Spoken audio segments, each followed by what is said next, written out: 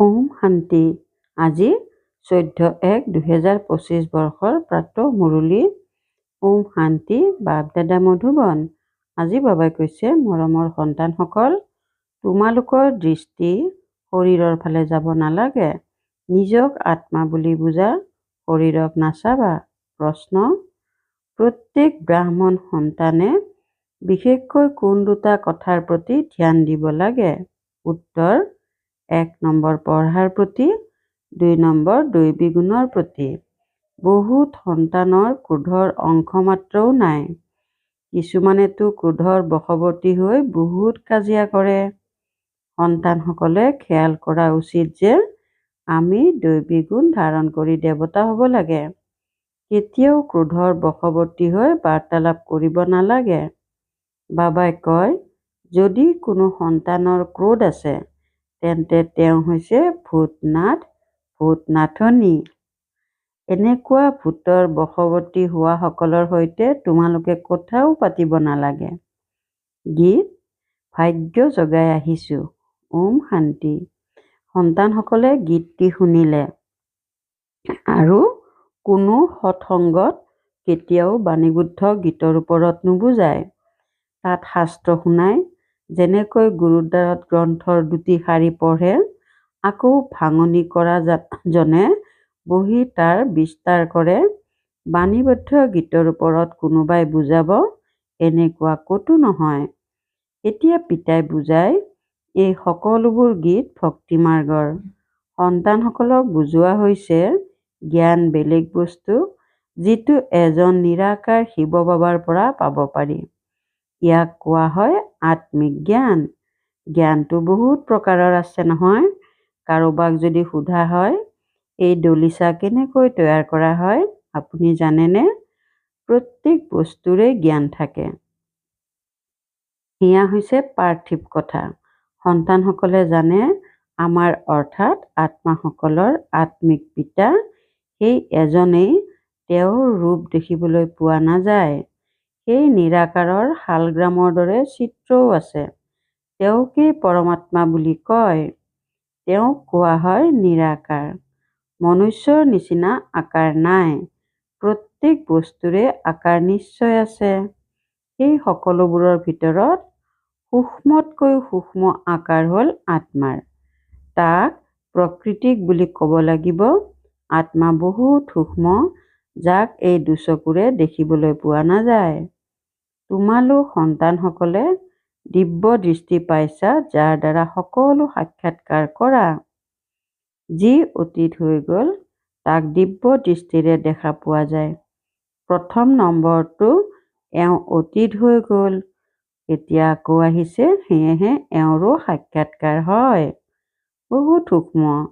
ইয়াৰ দ্বাৰা বুজিব পাৰি, পৰমপিতা পৰমাত্মাৰ বাহিৰে আত্মাৰ জ্ঞান কোনেও দিব নোৱাৰে। মনুষ্যই আত্মাক যথাৰ্থ ৰূপত নাজানে, তেনেকৈ পৰমাত্মাকো যথাৰ্থ ৰূপত জানিব নোৱাৰে। জগতত মনুষ্যৰ অনেক মত আছে।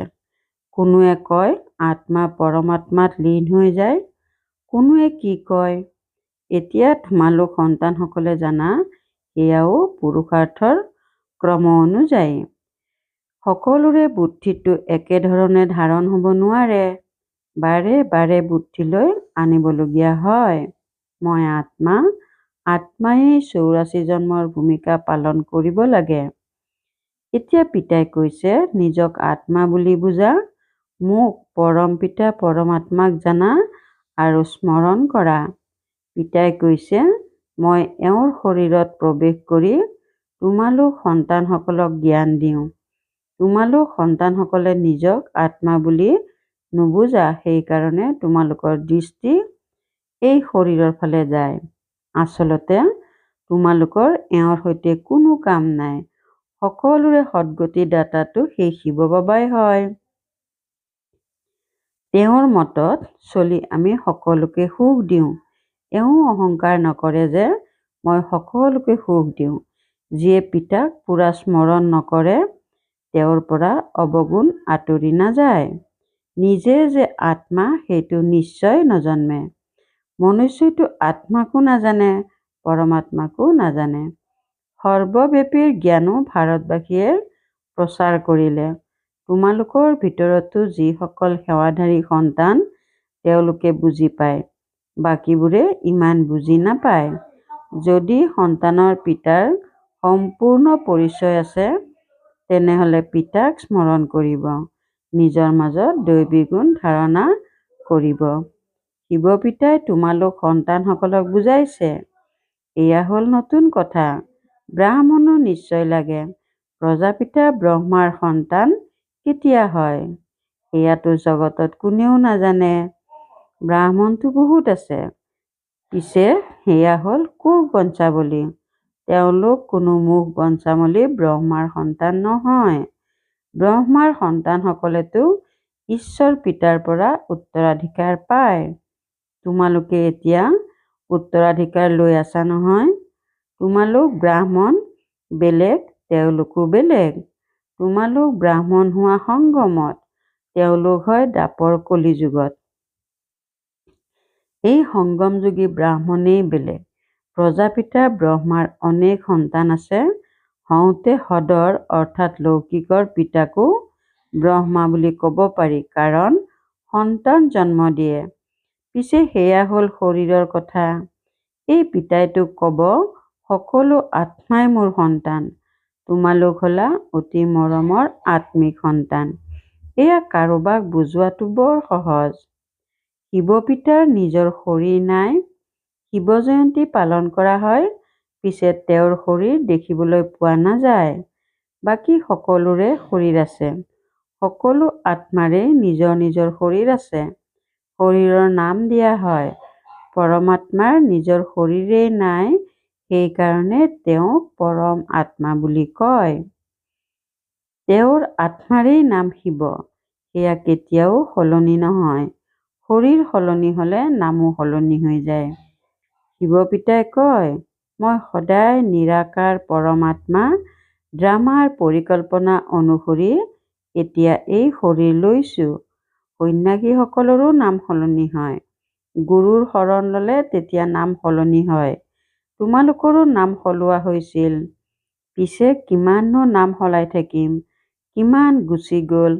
যিসকল সেই সময়ত আছিল তেওঁলোকক নাম দিয়া হৈছিল। এতিয়া নাম দিয়া নহয়। কাকো বিশ্বাস কৰিব নোৱাৰি। মায়াই বহুতকে হৰুৱাই দিয়ে, তেতিয়া গুচি যায়। সেইকাৰণে বাবাই কাৰো নামেই নাৰাখে। কাৰোবাৰ ৰাখিলে কাৰোবাৰ নাৰাখিলে এইটোও ঠিক নহয়।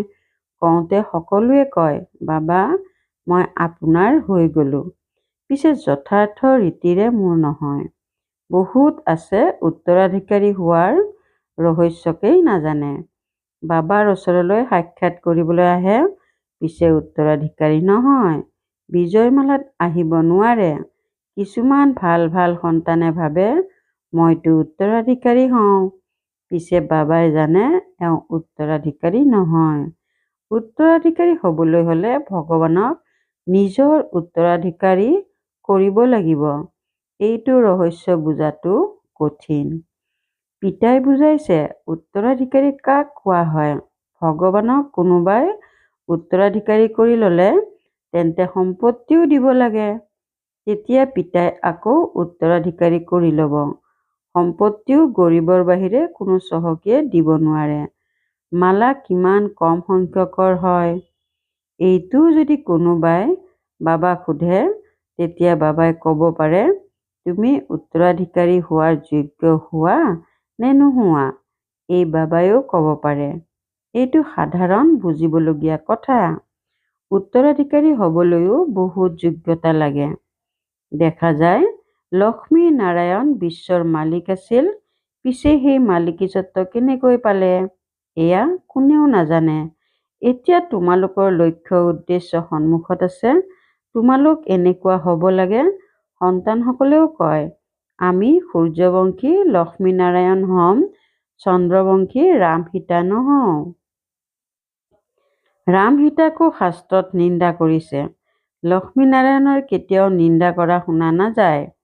শিৱ বাবাৰ শ্ৰীকৃষ্ণৰো নিন্দা কৰে।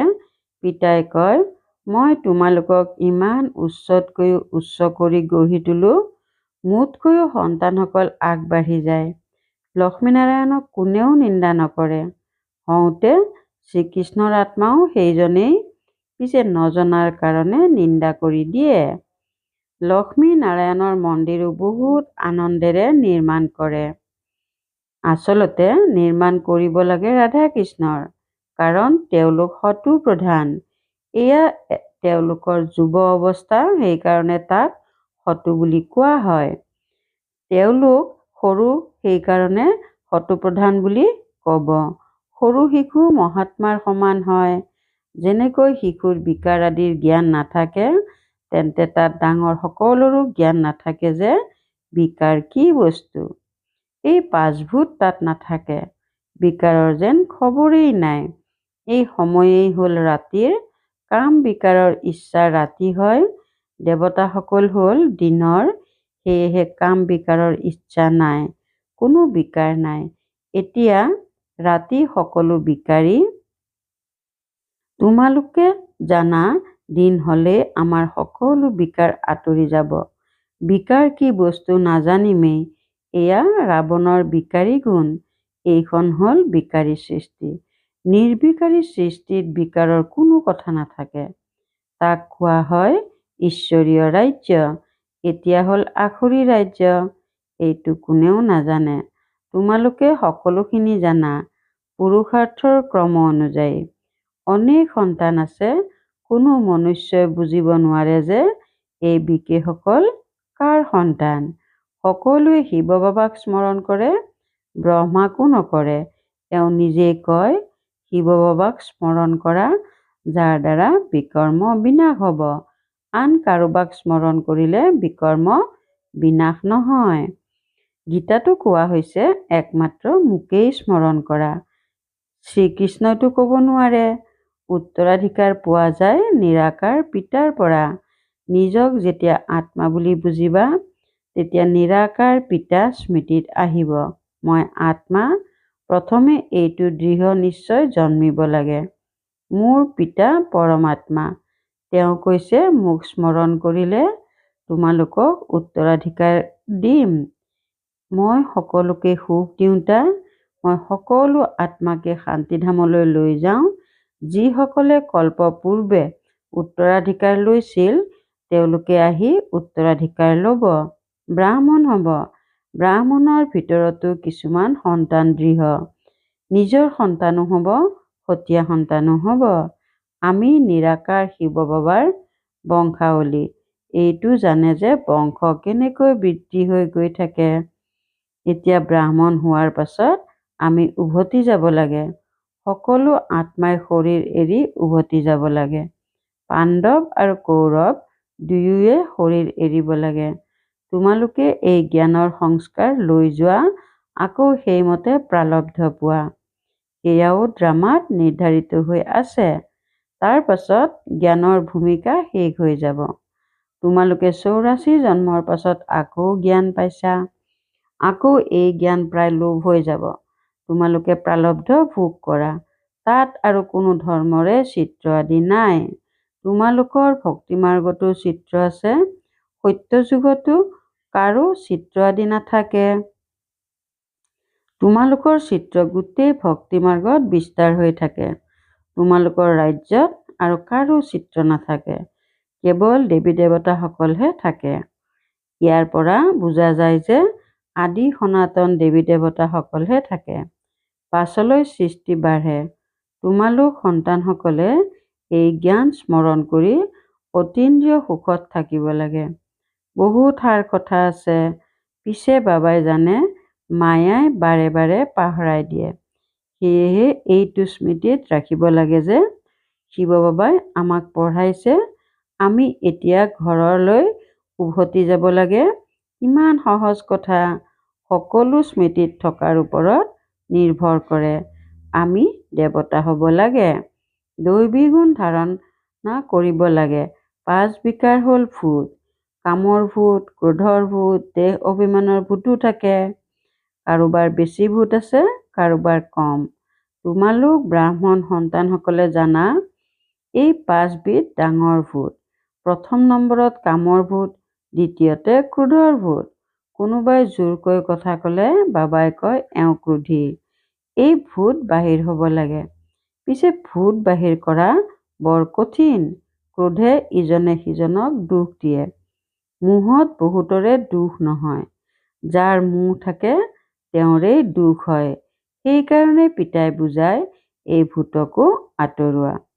প্ৰত্যেক সন্তানে বিশেষকৈ পঢ়া আৰু দৈৱী গুণৰ প্ৰতি ধ্যান দিব লাগে। কিছুমান সন্তানৰতো ক্ৰোধৰ অংশ মাত্ৰও নাই। কিছুমানতো ক্ৰোধৰ বশৱৰ্তী হৈ বহুত কাজিয়া কৰে। সন্তানসকলে লক্ষ্য ৰাখিব লাগে যে আমি দৈৱী গুণ ধাৰণ কৰি দেৱতা হ'ব লাগে। কেতিয়াও খঙত কথা পাতিব নালাগে। কোনোবাই খং কৰিলে বুজিবা এওঁৰ ক্ৰোধৰ ভূত আছে। তেওঁ যেন ভূত নাথিনী হৈ যায়। এনেকুৱা ভূত থকা সকলৰ সৈতে কথাও পাতিব লাগে। এজনে ক্ৰোধত আহি কথা ক'লে আকৌ সিজনৰো ভূতো আহি গ'লে তেতিয়া ভূতৰ মাজত কাজিয়া লাগিব।